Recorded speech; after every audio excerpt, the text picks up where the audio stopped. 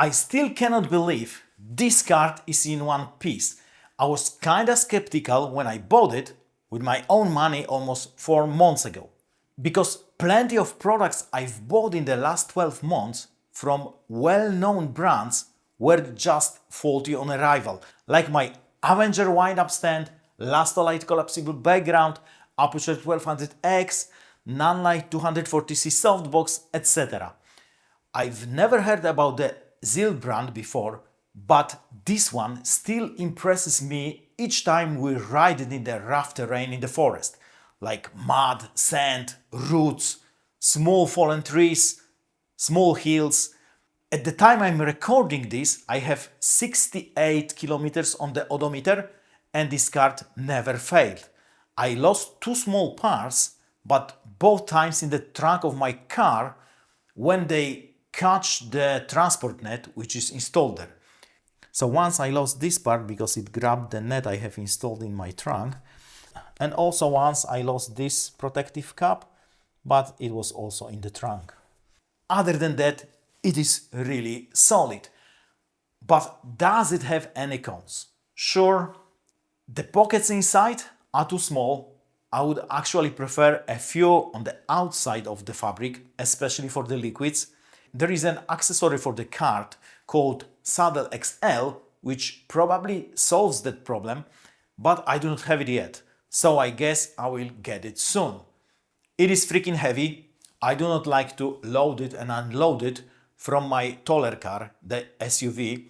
Loading it to my station wagon is not that bad, but it is still 34 kilos, so you have to watch your back. I guess it's not a problem when you have a real production or grip van, since you can roll it out on the ramp, but with normal car it is challenging to put it in and out of the trunk. I still have some concerns about the hanging cable from the steering columns because I forget to raise it and I drag it on the cement on dirt whenever I unfold the card. But other than that, I think I do not have any complaints regarding the build choices. Sometimes the hill assist turns off randomly. It looks like mostly after pressing the emergency brake. I do not know fully the circumstances this happened a few times to me, so I recommend being really cautious on steep ramps and hills. Another small con is that the towing speed seems to be like 1 km/h too slow. The default value is 5 km/h, but on the rough terrain it slows down to 4 or even 3 km/h, and my walking speed is usually 6. So I would like to have the possibility to set my own towing speed. I guess I will set it to 6 km/h for tarmac and 7 for the rough terrain. Actually, Chenny Peng from ZILR promised this will be upgraded via firmware update. I'm still waiting. The lack of suspension might be the con if you plan to ride it exclusively off-road. It is not a problem while towing off-road or riding on tarmac or cement, but off-road, especially in high-speed mode, it's rough for the spine. So if there is a version 2 of the card with suspension in the future, I'm definitely buying. I actually wanted to buy an electric scooter before, but after buying this, I do not want it anymore. This one is much safer and still fun to ride. But if it has suspension, this will be a banger. So what are the pros? Mostly its toughness. I transported 100 kilograms plus of gear or 140 kilograms of people through really rough terrain and it never failed. Also moved 300 kilos, so 660 pounds, onto a 14 degrees ramp and rode the cart with 270 kilos, almost 600 pounds, on that ramp too. I pulled it through 12 centimeters curbs with 150 kilos of load. I've also ridden it on forest dirt roads with around 150 kilos on board, and looks like you cannot beat this card. It also has IPX5 water rating, which in theory means it can withstand a 6.3 mm water nozzle spraying 12.5 liters of water per minute from a distance of 2.5 to 3 meters. That's how I tested. So basically, it has quite a heavy rain resistance. It is also really fun to ride, especially on tarmac or on the epoxy or wooden floors. It is really fun to ride on the rough terrain too, but it's kinda rough for your spine. I haven't encountered the terrain it cannot pass with me on board, although I haven't ridden it on ice or in the deep mud yet. We have chill winters here, so stay tuned. I do not see any limitations of operating temperature in the manual. Generally, this cart is one big pro. My kids are not really able to walk for long distances, but with this cart, we are able to do 10 to 15 kilometers walks with ease.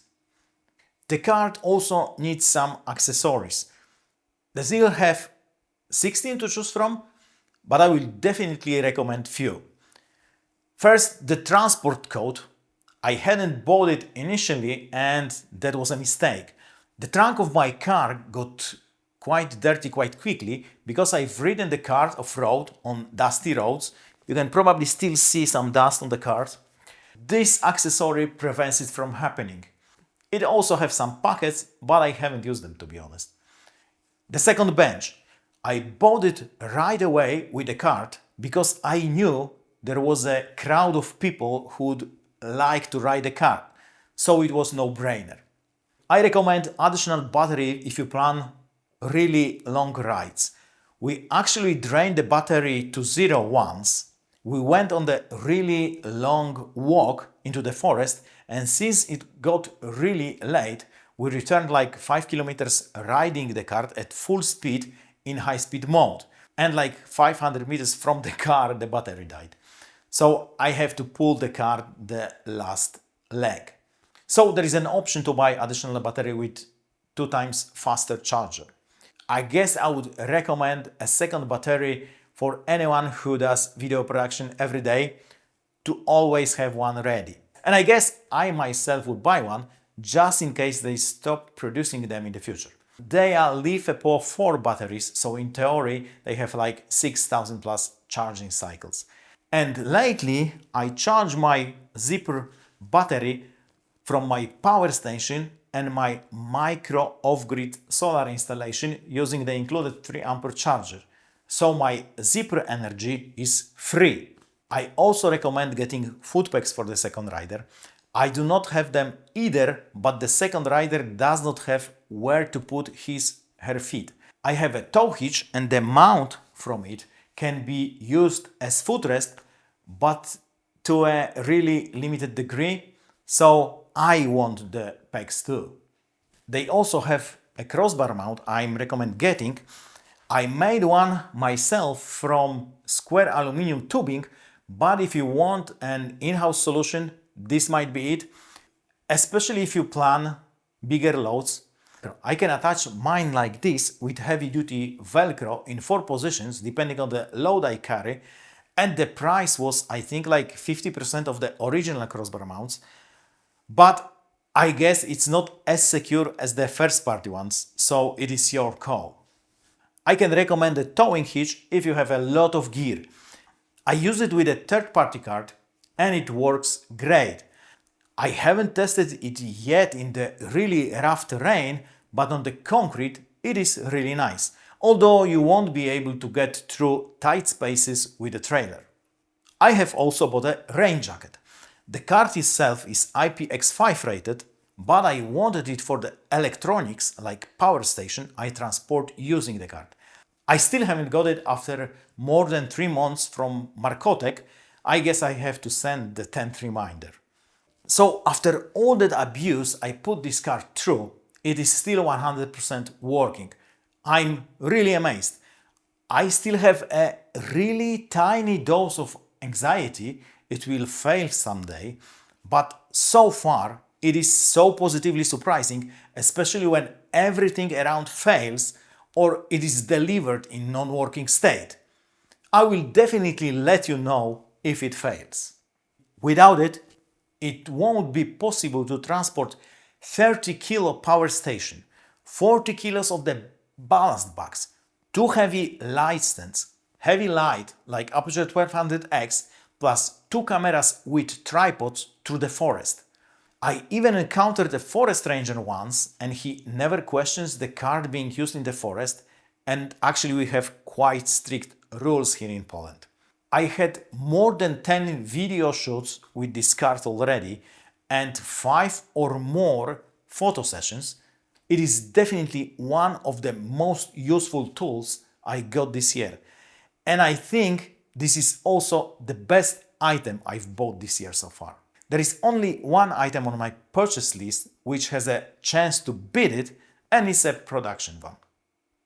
Anyway, that's it, and cheers, mate!